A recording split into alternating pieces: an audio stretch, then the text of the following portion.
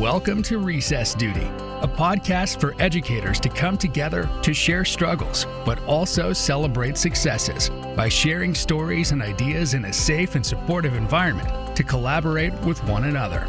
Here's your host, Levi Allison. Hey everyone, this is Recess Duty with your host, Levi Allison. And today we're talking with Tom Orrock, who is a UEFA accredited coach, author, and mentor. We're going to be discussing their journey and experiences in education today. Thank you for joining us, Tom. How are you doing?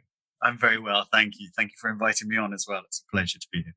I'm very thrilled that you're here as a friend and as somebody who's worked out with you for not very long. It's a great pleasure of mine. So, Tom, for our listeners around the world, can you give us a little bit of backstory, how you ended up in Korea, what you do in your day-to-day life? Wow. Long story short, I was a very unsuccessful entrepreneur and independent in the UK. I grew up very rurally in Scotland. The only options I had professionally were either to become a shepherd or a forestry man, basically a lumberjack, for want of a better phrase. When I graduated from university, I came out with a geography degree that I had absolutely no idea what to do with. I went and worked around in bars, trying to find myself, trying to experiment, doing everything. I think the best piece of advice I had growing up was from my grandmother. And she said, your 20s aren't for worrying about what you want to do. It's for finding out what you don't want. So I should just experience as much as possible. So I remember after university, my father had informed me that I would not be moving back into the house and that as a going away present, he would buy me a airline ticket one way anywhere in the world that I wanted to go, as long as I made my own way back. So that the furthest I could go on a single flight was Japan. So booked that flight. That was 10 years ago. And I've kind of been skating around on that, unable to find my way back since. So I've fallen around lots of different ways, but my passion has always been coaching and sports. I was a middling professional athlete in rugby, retired very early, and then came to settle on my passion, which has always been football or soccer. So yeah, day to day, goodness, you can always find me outside. I'll always be on a pitch, or I'll be in a cafe chatting, meeting with coaches, and working for the empowerment of coaching in my community, whether that's in Korea or wherever. Wow, I can imagine landing in Japan, the furthest place you can get from Scotland, being a pretty eye-opening experience. I left Lochernhead, which is 100 people, one other person my age. I had 20 miles to go to school. If I wanted to go to the cinema, it was 2 hours away. I remember getting on that flight and everybody, the language transitioning from English into Japanese and then landing straight into the center of Shibuya in Tokyo. And my mind was just blown. From that point, my world became much more exciting very quickly. Your lion is trying to escape, by the way. Don't need to pause. Why the big pause? Amazing. No, I love that. That was a beautiful story. And I think for all expats who haven't traveled anywhere for the very first time, I remember going into Kuwait, and one of the first things was the heat that when those doors opened, it just hit me. Because Kuwait is a very English-speaking country. But I can imagine going to Japan and just being surrounded by that transition being just a massive. Yeah, it's lovely that you talk about that. I think that's something that you're right. Your listeners will appreciate, mostly being expats as well, is when you travel that far, when you travel to another continent, your communities are similar, but the environment is completely different. And yes. From the heat, like you said, to the smells, to the proximity with which you get to things. You can, especially in Japan, everything is so small and so inaccessible. You want to get in, you want to digest all of the little details and understand all the nuances. Yeah. Unfortunately, I was only there for a very short time. I was coaching rugby in the infancy of the professional game there, and it was slightly unstable and a little bit difficult to have continuity and to support myself on zero income, essentially, in a very expensive city. And so very fortunately, out of nowhere, my flatmate's fiance's mother's aunt went to high school with, this is very Korean. This is all about sogeting, the networking, the social joy. She connected me with the then under 23s national team manager of the South Korean team. And I contacted him, and sure enough, they offered me an interview to come and see if I would coach in their academy. So packed up my bags and flew to Korea for the first time. Landed in Seoul, had an interview in Korean. I didn't speak a word of Korean, so it was mostly mime. And then the next day, I started coaching in their under 15s. So I started coaching a very, very good team, very out of my depth. So asked them quickly to introduce me to their kindergarten team. So the best way I could learn, I felt, was for people to treat me almost like a child. I was completely alien to the culture, and I wanted to understand the needs of the children at every age and stage of their development, and also the expectations and needs of the parents as well. So after a couple of months, I would graduate up to the under 7s and then the under 8s, and found myself eventually at the end of my contract, my visa, coaching the under 15s as was originally planned. So it was a great experience. Eventually got there over the year. Did you always want to be a coach growing up? How did coaching come to you? Such a good question. I think that's something that's different for a lot of people. And when I've done podcasts or talked about this in the past, I very rarely have this share the same story in common with coaches. I grew up very rurally. I probably count the amount of coaches I had on one hand. What I did have were fantastic female role models. So my father is still around. He's one of the greatest men and mentors that I could ever have asked for growing up. But his sacrifice was that he was away from home in order to support his family. So I grew up with a strong female influence who encouraged me and supported me to go out and experience. So I spent a lot of time learning by myself, and learning from coaches who I selected. I played rugby for many different teams, and I always chose the team based on the coach, and I was always interested by their experience. So that, I guess, that incentivized me to go out there and absorb as many different cultures and learn from as much as I could to be able to share that knowledge, to then challenge young people. And that sunk in for me from a young age as well. I wanted to be out of there. It was a very small community. Yeah. And life is about experience, good or bad. It's all experience. Well, it's, excuse the cliche, but it's like we're lifelong learners for a reason. And no matter good or bad, there's ups and downs, but we're always on a journey. And what we pick up on those journeys really do define the average of who we are. One of the best things I've ever heard was, you are the average of the 3 people you hang out the most with. And that's why I pride myself on the diverse and group of people I hang out with and I interact with, because we can't know everything. We can't. But what we can do is interact and learn from people who don't have the same experience as we do. And that's just really great to hear. So you pseudo graduated from step to coaching. You get to the under 15s. What is your experience coaching them? So that was difficult. Just going back to your point quickly before I go into the emotional journey that I went on with those under 15s, you're absolutely right about surrounding yourself and being emulating into a group or into a community or a family or whatever it is. And I think that transitioning from coaching in any team, my objective, whether it was doing a journal or running a company, was always my job was to surround myself with people better than me, because I realized very quickly, coaching those under 15s, that I was not the best coach in the room, not by any stretch of the imagination. But because I had an advantage of my qualifications or whatever, I was in a position that I could assume that role. So my job very quickly became, how can I empower these great aspirant young coaches who aren't as qualified as me to address these barriers and support them in their growth, to get them into my position? Because I knew these young Korean coaches I was working with were going to do much better than me.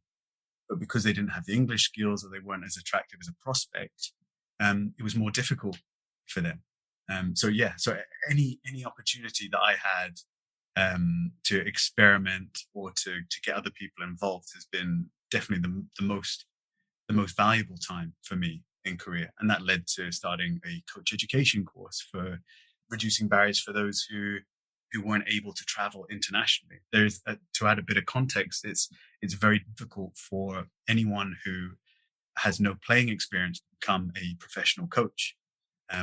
Even to enter your level 1 soccer coaching badge in Korea, you have to be able to demonstrate a certain basic level of technical skill. So if you, for instance, are in a wheelchair, you're unable to fulfill that basic requirement that the Korean Football Association has imparted on you. And so you cannot be a coach. So there are huge barriers that are quite dated, and a lot of gender equality issues that need to be addressed in Korean football before those people have the opportunity that they deserve.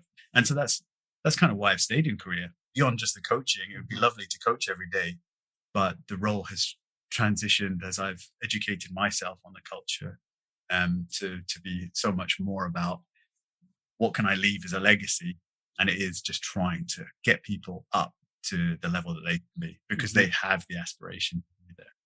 No, absolutely. And having talked to you several times about your work and about empowering people and empowering coaches in our local community, it is very clear it is a passion of yours. How is that going over the last few years?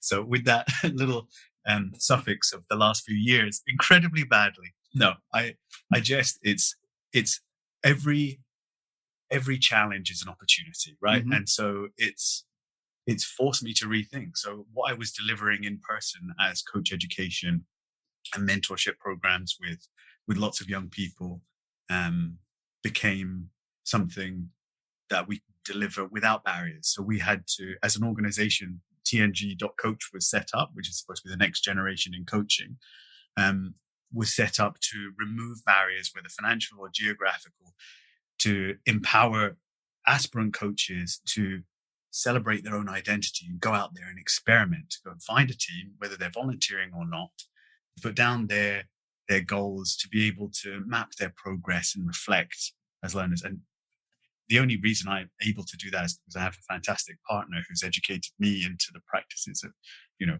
higher level thinking and creating. And that's ultimately what you want to do. I could easily go out or do Zoom sessions and ask people to replicate what I'm doing and to sell it as, you will be a success if you could replicate that. But their environment and their context is maybe completely alien to me. There may be barriers that prevent them from being able to choose my path.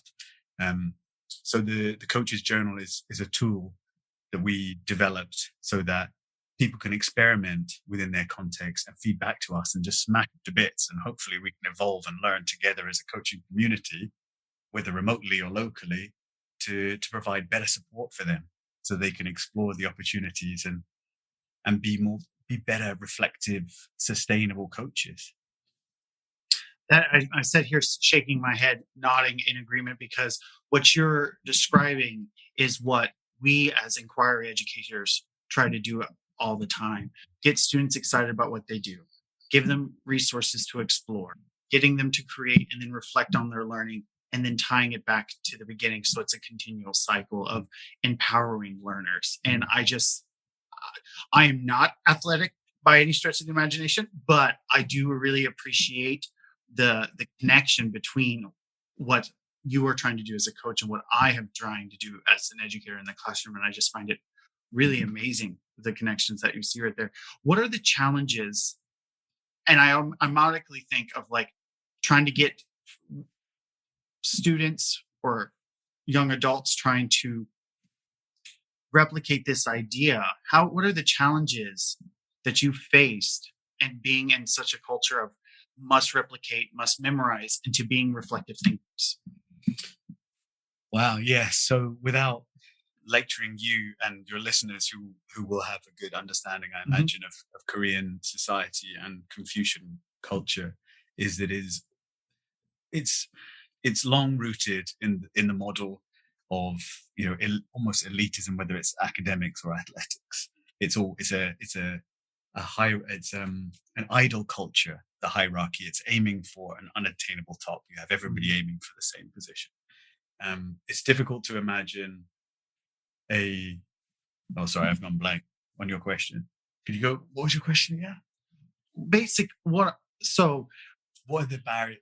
What are the challenges you're facing to get your athletes to be reflective and to be a thinker, when what I've experienced is they just want you to tell them what to do and how to do it.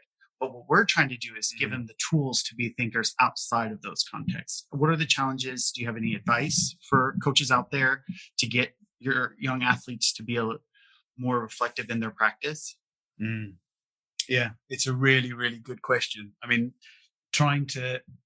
without the resources, I'm just trying to draw a parallel. I cannot shine a light to the international school teachers and how you are constantly, each of you have your finger on the pulse of the curriculum, and you're always feeding back to one another, and you have a very clear pathway above, below, and to the side. You're working with peers, mentors, mentees every day, and it's a real ecosystem. It's an immune system of accountability and communication. And for the most part, coaches don't have that. Very few of them work in an organization big enough that will have a culture of accountability. So they have no incentives perhaps to grow. So one of the greatest barriers for me in Korea was incentivizing people to develop professionally. There is no CPD, there is no requirement, the KFA or the Scottish FA or the USSF in America. Nobody's going to call you after you've completed your first coaching qualification and say, have you thought about developing? Or how are you getting on? Can we support you? That's never going to happen.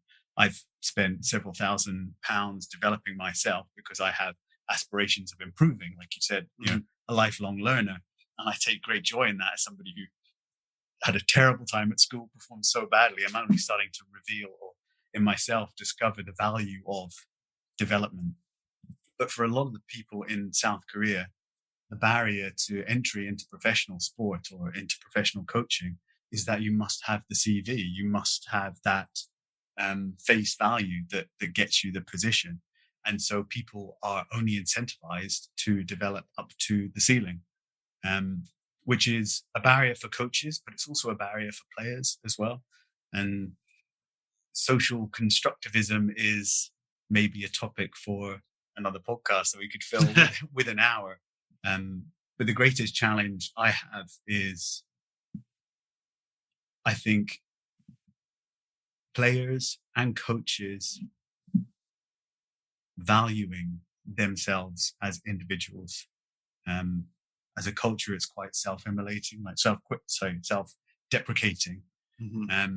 So getting people to realize that they have the ability, they can go outside and they can reach out, find a mentor, reach out and touch them, contact them, and get them to hold you accountable, and then to share that knowledge. That's part of what the journal was about as well. It's how to name those people directly, go and contact them, talk to them, and try to build something that is a support structure similar to what you guys have at Chadwick, that will just help them to develop and be secure in that they're not alone in this, because there's so many amateur coaches out there doing the same thing. Yeah, absolutely. And I see, like, you're smiling, you're excited about that.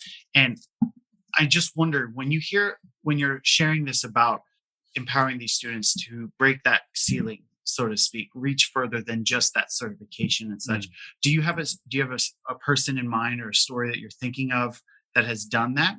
Oh, so many.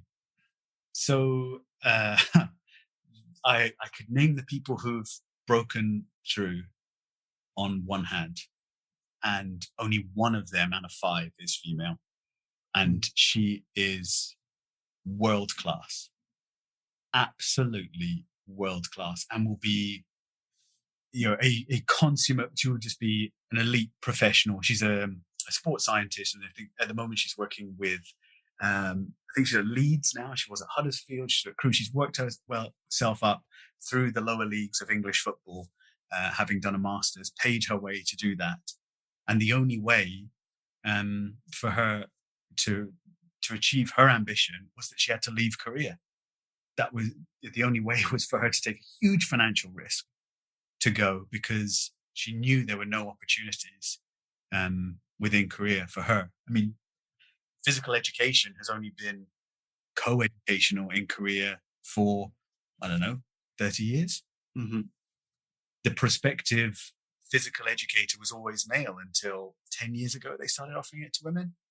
So when these women who I meet, who are my peers and my mentors, when they were growing up, they were unfortunately put into gender stereotypes, physical education roles that were based around beauty, dance, whatever that their PE was that.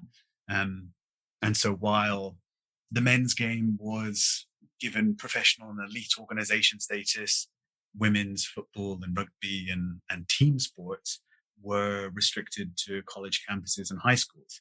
So the great value in those lessons of team sports, social interaction, winning, and importantly, losing, they didn't get to experience that. So they've had to go out. It's all the more incredible that these young women go out and find it for themselves, because it's incredibly hard to do that, especially with a society and perhaps a family or community that is betting against you almost. Mm-hmm. Yeah. So I can name a lot of people on one side, and I'm fortunate to still have contact with so many great professional women in the sphere that I just cannot shine a light to. Mm-hmm. I'm such a privileged man, white man, to have been given this advantage. And they started, we're running a 100-meter dash, and they started 50 meters back behind the start line, and they're passing me. Yeah. And I'm only in my early 30s. I just think through the struggle, I think Korea will develop such creative, not as many perhaps as you would like, but such creative, innovative learners and coaches, and they have such value. When you interact with them, they're just mind-blowing. When we say that we are educating the future of tomorrow, it really does take hold when you're in those rooms with those very innovative, very thoughtful individuals who you're like, yeah, you are going to change tomorrow. Mm-hmm. You're going to change today for better. You're going to change tomorrow to make it even better. Mm-hmm. And we are so far from textbooks and worksheets how's I grew up, into really helping all walks of life really get better and start at the finish line, or start at the starting line instead of 50 meters back. Yeah. And we are trying, and it is a process that we look at every day. So for somebody who is around Korea, around Asia, knows many, many people around there, who do you go for inspiration for? See, this is a really unfortunate one. I wish I could answer differently. And this was something I was writing about recently for a research project. As I grew up as a coach, female role models and peers became less visible. They became almost fewer. I did my most recent UEFA accreditation was 100 people from all over the world. Probably the majority were international learners who paid a lot to travel and to get their accreditation in the country. Unfortunately, none of the coaches, none of our educators were female, and only 2 of the candidates out of 100 were female. They both came from Canada. It was from a perspective of where I am now. Most of the elite, I want to learn from the absolute pinnacle, whatever the industry is. I'm not exclusively looking to learn in football. I want to talk to educators like yourself, because I can learn so much. And only since meeting my partner Mary have I really invested myself in learning, and everything that I've developed from the coaching course to how I teach my coaches. She has just smashed it to bits. She has called me out on everything and helped me to become so much better and to grow. And so I'm now in a very fortunate position. I'm reaching out for mentors and for inspiration from people who I see at the absolute pinnacle of sport. So people like Colin Bell, Matt Ross, also white men, international, working in Korean women's football, but they are so inclusive. They're so at the cutting edge, and they're similarly driven that they're trying to get female coaches into their coaching staff. and give them opportunities and get them creating content. And so I'm fortunate that I can reach out to those people to be mentors and to hold me accountable. And we meet for coffee, and boy, yeah, they let me have it. It's perfect. It's so good to be creating content and to be okay with it being rubbish, you know, Yeah. because it's the only way that I'm going to learn. You know, I'm fortunate to be invited onto your podcast, and I hope that somebody gets something out of it. But I don't anticipate that I'm, by any stretch of imagination, a coach at the forefront. I'm always trying to find and interact with those coaches who are doing things differently. Absolutely. And everybody has a story. And I truly believe that every story is valuable and every story can help somebody else on their story and their journey. And I think the fact that you are so driven by equality and giving everybody an opportunity and supporting all learners, regardless of station, I think that is massive. And in such a male-driven sport, Yeah, I think we need more people like you. We need more people to speak out, and we do. And if I can do anything, of course, I'm going to invite you over to chat about it, because it is something that we are looking at in education. I mean, DEI is a thing that is here, and it's here to stay, and for good reason. We're here for it because we need to be more aware, and we need to catch our biases, and we need to look for ways of including, understanding, and valuing all walks of life. And so I'm very excited that you're here. A great friend of mine, of course. So what a piece of advice do you have for future coaches that might be coming on to listen who are just starting out? Be contrary. Can you tell me more? I remember when I was 6 years old, I remember saying to I don't know what it prompted me, whether I read it or seen it on a film, but I just aped it to my father. I said, change isn't a good thing. And I don't know what it was on. And he looked at me like I'd never seen him look at me. He was, where did that come from? That's not you.